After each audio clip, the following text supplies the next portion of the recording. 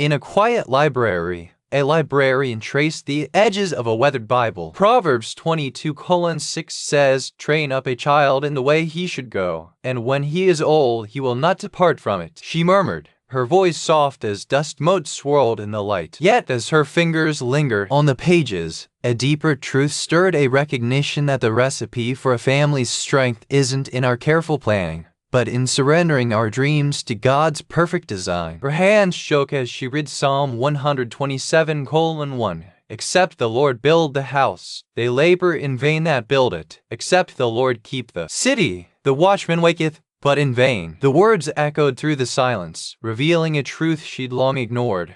Our efforts, no matter how devoted, are futile without His sovereign hand. Later that day, she found herself in a quiet chapel, candlelight flickering as she knelt, placing her burdens at the altar. For years, she'd poured her energy into her family, believing her efforts alone could shape their future. Ephesians 6:4 reminds us, "And ye fathers, provoke not your children to wrath, but bring them up in the nurture and admonition of the Lord." She prayed, her voice trembling with both exhaustion and hope. Yet in that moment, she realized that when we trust His wisdom, our family becomes a testament to His grace, not through our own strength, but through His Spirit shaping our hearts. As dawn broke, she stood by a tree whose roots twisted through the earth, its branches reaching toward the sky. The scripture hinted at a deeper foundation, one that transcended her own strength. God builds His house through us, she whispered, tears glinting in the morning light. Not by our own hands, but by His Spirit shaping our hearts. She stepped into a sunlit garden, where a mosaic of shattered glass shimmered underfoot. Each shard caught a different hue, but together they formed a radiant pattern, a reminder that in His hands, our family's foundation is eternal. Let us lay our fears, our hopes,